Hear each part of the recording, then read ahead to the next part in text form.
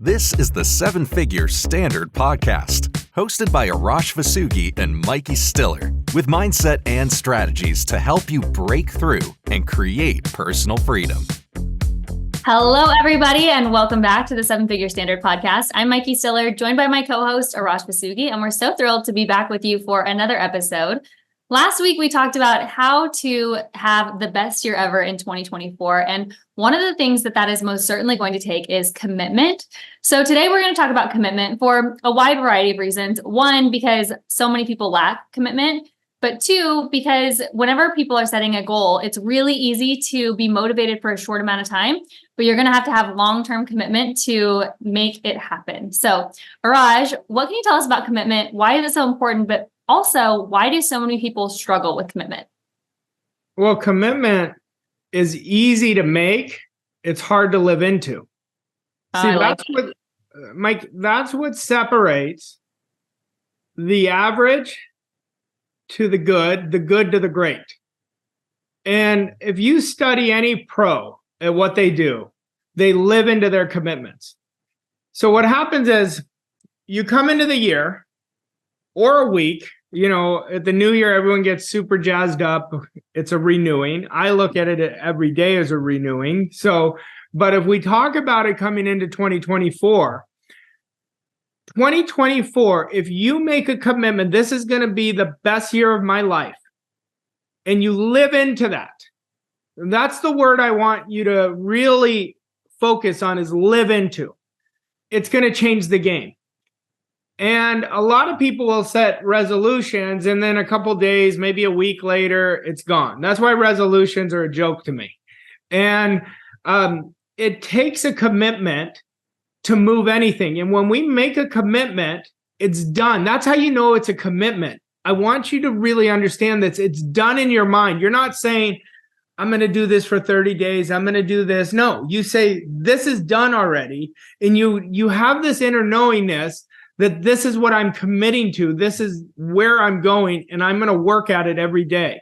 And that's why commitment is so critical. Arash, how many times have you seen someone make a commitment and they let one slip up break their entire commitment? Instead of getting right back on track, instead of saying, oh, no big deal, reminding themselves of their commitment and getting back on track, they just throw everything away because they slipped up. Listen, I can say I used to do it. When I was unaware, I would do that. I see it all the time, but this is what we have to learn. We have to understand, number one, what will bulletproof your commitment is the three things you have to know to succeed in living 2024 your best year ever. Number one, you have to decide what you want to do and do it.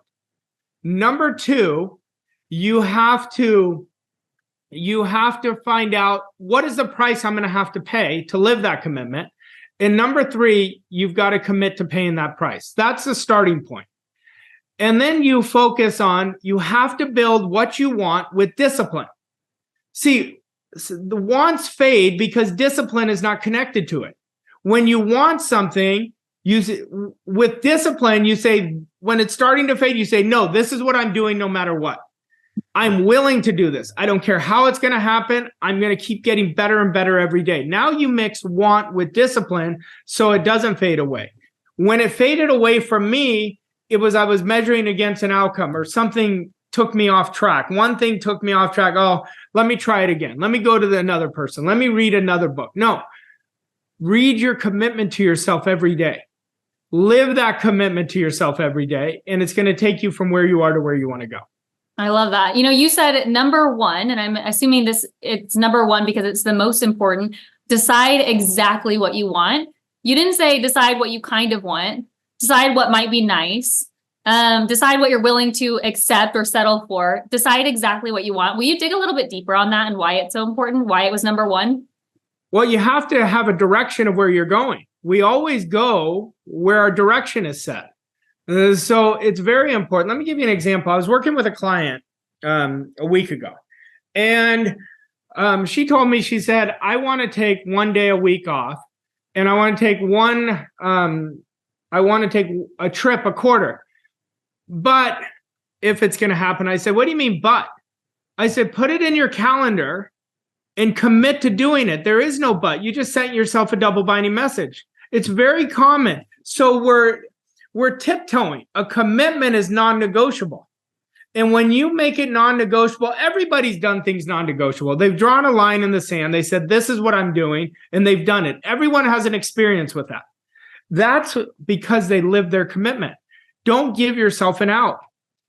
If you're gonna quantum leap your life, if you're gonna 10, 15x this year, then you have to accept that idea that I'm gonna do that. Then you live into the commitment, and that's what's gonna happen. So that's what you want to really focus on. And here's the thing though, Mike. Once we're committed, we have to understand, and this is going to be something that may make people uncomfortable right now. If you're going to quantum leap in 2024, you're going to have to let go of 80% of what you did in 2023. You're going to have to shed that old skin. You're going to have to shed, when I say that old skin, I mean your old identity. And a lot of people may not want to do that. That's fine. But they're going to create incremental results. To go for a quantum leap, we have to leverage and release the behaviors, the mindsets, the choices that we made that are no longer in harmony with our new goal, which is our 2024 goal. So good, Raj. How closely after commitment does action need to follow? Right away. Right away. You got to do one action right away. What I would do if it was me, I would find somebody close to you and say, this is my commitment. Will you hold me accountable? I would mix accountability with commitment, because accountability is a success insurance policy. So maybe you're business partners with somebody, or you're in mastermind groups, or have a close friend. Have them be your accountability partner. It will prevent you from drifting. Raj, how important is it that you pick an accountability partner that is not going to accept or encourage your excuses? Well, I wouldn't pick one that does, so that's not an accountability partner. That accountability partner, it's not a hard thing. It's like, I'm telling you this because this is how I want to live. When I was first studying this information, I remember it said, don't tell anybody your goals. I was the exact opposite. I told everybody my goals because I wanted to be on the hook. I want the whole world to be my accountability partner. So I'm never afraid to tell somebody my goal. I remember my mentor, one day I was like, well, what's your goal? He goes, that's personal. I said, well, we have a personal relationship. What's your goal? I kept persisting on it, because I wanted to know how he was setting his goals. I finally got him to budge, but he was hard about it because, a lot of people, I agree, don't tell people who are going to steal your dream. Once you build a self-esteem to a certain point, you won't care. You won't care oh, well, what if it doesn't happen? It doesn't happen. It doesn't happen. I didn't do the work. That's what I look at. But this is my philosophy. And I said it on the last episode. One of the key points that we have to do to make 2024 the best year is we have to embrace failure. We have to look to fail. I remember one day I was listening to Sarah Blakely, and she said at a young age, her father taught her every day look to fail. I thought that is the best advice because I was a lot further along in my journey, so I understood it. The old me wouldn't have understood that. What do you mean you want to go try to fail? And she says, every day I look to fail. And it is such a great attitude because the failures create the big successes, and the failures are tiny. They're not as big as you make it. Everything just is until you put a relationship on it. That's why you want to embrace failure, because you're going after something and the success is along the way if you're persistent. But persistency is going to be essential to create the best year and to live your commitment. You're going to have to be persistent. So good. Raj, a few weeks ago, whenever we were planning our year, our next year, 2024, or I guess when this airs this year, you asked me a question. You said, I want you to think from the 2029 version of yourself. And you gave this great example, and I'll let you go into it if you'd like. But I was just thinking, this is also a great option for commitment. What kind of commitments will you be making in 2029 if you have the results of your 5-year goal? what commitments will you be making? How will you be holding those commitments? How will you be holding yourself accountable? So I'd love for you to talk from that perspective. Yeah. First off, the reason I said that to you was I was walking my dogs when we were talking, and we were just starting to talk closely about what we were going to do. And I said, hold on a second. I want you to ask the 2029 version of you advice. And I said, ask the question what did I do in 2024 that created my biggest quantum leap? And I said, I want you to think about this. I want you to go back 5 years. I want you to go back to 2018 version of you. Look how far you've gone. But like Steve Jobs has a great quote. He says, you can always connect the dots looking backwards. You can never connect them looking forward. But you can ask your future self, what would I have to do in 2024 to create the greatest quantum leap? Well, if you look at, like I look at myself now with commitment compared to 2018 or 2019. I mean, my commitments are so much stronger now. Why? Because I'm more aware. So if I'm getting advice from myself 5 years from now, then that's the person I want to get advice from, because I'm going to be a lot more aware 5 years from now through experience, through growth, through action. That's the person I want to get advice from. I don't want to take advice from me now to create a big quantum leap. I have to change me now. That's what's going to create the greatest quantum leap. See, a lot of people, Mike, they think when you're 10xing, 15xing, 20xing, whatever it is, they think that's about money. No, it's not about money. It's about who you're becoming. The money is an effect. We don't work for money. We work for fulfillment, for purpose. Money is a reflection of working in harmony with the service we're rendering, the contribution. A lot of people are working for money. They have it way backwards. You work for fulfillment. It's so amazing to me that just when you ask the right question, your imagination will take you there. Your imagination can go 5 years into the future, no problem, if you just ask the right question. Is there a lesson in that for us? I know you're big on questions. Well, I think we have to ask better questions, bigger questions. Work from the questions, because we get the answer right when we ask the question.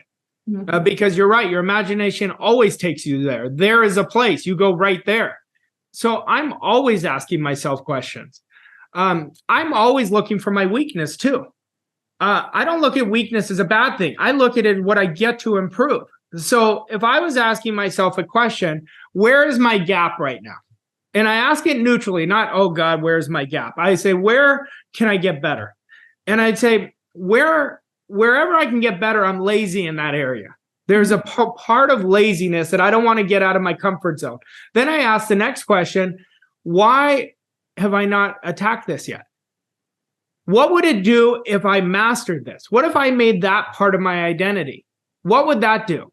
So these are the type of questions I ask myself, so I prioritize it, because whatever we prioritize, we work on. And here's an important thing with commitment. It requires focus. But when we're focused, we give energy to the thing we're focused on. Now think about 2024 goals, your number one goal more than anything else you want to accomplish. When you mix focus with that, you get to your goal at warp speed, because that's where your energy always goes to what you put your attention on, where your focus is. And with concentration increases amplitude of vibration. And we always attract what we're in vibrational harmony with. Such a good episode today. All right, I want to go ahead and jump into the action step. All right, I want to make some people uncomfortable today. Okay. I want you to contact one person today that is going to hold you accountable, and you're going to give them your goal. But the prerequisite is you don't tell somebody who's a dream stealer. You go to somebody that you know will support you. And if you need us to support you, send an email of your commitment to hello@vosscoachingco.com, and we will help hold you accountable. I love it. I can't wait to see all of your commitment emails if you send them in. And if you enjoyed today's episode, go ahead and leave us a rating and a review. Share this with your friends and family to help us reach more people with the 7 Figure Standard podcast. And we will see you next week for another episode. Raj, thanks so much. Thanks, Mikey. Thank you for listening to this episode of 7 Figure Standard. We hope you found the insights and strategies helpful on your journey to success. If you enjoyed this episode, please leave us a rating and review on your favorite podcast platform to help us reach more people like you. To learn more about Arash and Mikey and how Voss Coach & Co. can help you achieve your goals and reach new levels of success, visit vosscoachandco.com. Thank you again for listening, and we'll see you on the next episode of 7 Figure Standard.